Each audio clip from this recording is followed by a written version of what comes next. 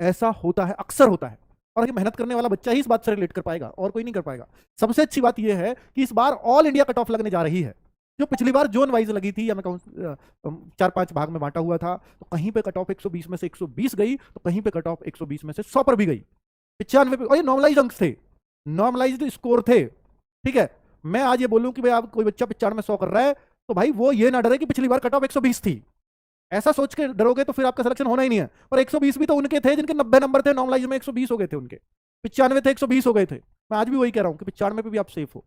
जब ये 2018 में आई थी, उससे पहले बीच में ये पोस्ट नहीं आई। 2018 में जब ये भर्ती आई थी तो 8619 पोस्ट थी, और ये 4-5 जोन में बटी हुई थी। ये नहीं 18 जोन के हिसाब से, जैसा ग्रुप डी की वैसे नहीं बढ़ती थी, तब भी ये 4-5 जोन के हिसाब से बढ़ती थी, और वो 4-5 मेरिट लगती थी। तो अब किसी जोन की हाई, किसी की कम, तो जैसे मान लो पहले 95 में गई, तो किसी की 120 भी गई, तो अब ओवरऑल एक कट ऑफ लगेगी। तो आप ये मान लीजिए नॉर्मलाइज स्कोर के साथ अगर पहले जैसा ही पेपर आए, तो ये कट ऑफ 8619 की हो सकता है 105 जाती, 104 जाती, 120, और मैं 94-95 को नॉर्मलाइज करूं तो, मतलब एवरेज करूं तो, ठीक है। कहीं 120 गई, कहीं 94, 90, 93 भी गई, तो उस हिसाब से 100 के आसपास कट ऑफ 104-5 के आसपास बन जाती है, ठीक है। तो पिछली बार जब फॉर्म थे, वैकेंसी ज्यादा थी। इस बार आप देखो, इस बार आधी ही है पहले से। फॉर्म 59 लाख थे, पर फॉर्म की संख्या अब की भी इतनी ही गई होगी लगभग। ये जो फॉर्म्स की संख्या है, ये मैं ऐसे ही नहीं बोल रहा हूं कि ये आपको अपने पास से लिख दी है, तब का ही है कि 59,08,861 फॉर्म। आप देखो, ये उस टाइम की न्यूज है, और ये उसमें इतने फॉर्म आए थे, ये आपको साफ दिख रहा है। अब की बार का जो फॉर्म का आंकड़ा आया है, सिर्फ वो एक जगह से आया है, वो भी न्यूज़पेपर में। अभी कहीं किसी आरटीआई में जवाब नहीं दिया है रेलवे ने, और वो आया है 50 लाख से अधिक अभ्यर्थियों के बैठने की संभावना जताई जा रही है। अगर इतने बैठने की संभावना, भाई उन्हें तो बैठने का सबका व्यवस्था करनी पड़ेगी ना, जितने भी फॉर्म भर दिए हैं, तो 50 लाख से अधिक फॉर्म तो कंफर्म। कि जैसे देखिए आरपीएफ में आपको इतना तो मालूम है कि 3 सब्जेक्ट आपके पूछे जाएंगे।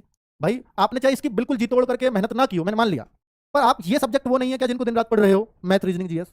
मानता हूं डेडिकेटेडली तैयार नहीं किया है। डेडिकेटेडली तैयारी में आपको बता देता हूं इसके कितने लोग कर रहे हैं। मात्र 10,000 बच्चे डेडिकेटेडली तैयारी आरपीएफ की कर रहे हैं। कितने में से? 50 लाख में से कितने? मात्र 10,000, जो सिर्फ आरपीएफ ही जिनका उद्देश्य है। तो आप सोच लो, बाकी सब बच्चे अपने और एग्जाम्स में लगे हुए हैं। मैं इसको इतना बता रहा हूं कि देखो, मैथ्स अर्थमेटिक आएगा, हाँ जी अर्थमेटिक आएगा। यह 35 क्वेश्चन आएंगे, हाँ जी 35 क्वेश्चन आएंगे। 30 क्वेश्चन करना कोई बहुत मुश्किल नहीं है। इसमें भी 30 क्वेश्चन करना 35 में से बहुत मुश्किल नहीं है। और ये आप अगर 35 कर जाओ जीएस में, तो आपका सिलेक्शन तय हो जाता है लगभग इतना स्कोर करने से। और ये 95 क्वेश्चन कोई बहुत मुश्किल तो टास्क है नहीं। क्या सर इतने हो जाएगा? भाई टास्क तो बनाओ आप, होगा नहीं होगा, पर आप क्या इतना कर पाओगे अपने आप से पूछो। अपना इतना एक उद्देश्य लेकर के हमेशा चलना होता है। आते हो उन एक्सपीरियंस से बता रहा हूं जो बच्चे गलती करके आते हैं। और बच्चों, ये मिनी मॉक टेस्ट है। मैं अभी कह रहा हूं कि जो लास्ट के 13 दिन में आप क्या कर सकते हो, ये हम मिनी मॉक टेस्ट दे रहे हैं बच्चों को। मंडे और थर्सडे मैथ का होता है, यानी हर दिन कुछ ना कुछ हो रहा है। ट्यूसडे और फ्राइडे होता है आपका रीजनिंग का, और जीएस होती है वेडनेसडे एंड सैटरडे, और संडे को फुल मॉक। इससे क्या होता है मिनी मॉक टेस्ट से, कि जो आपको मैथ्स को, अपने जो मैथ्स को है उसको समय में करने की आदत आ जाती है। मैथ्स के लिए हम यहाँ एक फिक्स समय दे रहे हैं कि 35 मिनट क्वेश्चन है, 40 मिनट देंगे, तो आपको एक समय का पता रहेगा कि यार मैं अगर क्वेश्चन पर समय ज्यादा ले रहा हूँ तो मुझे पता है।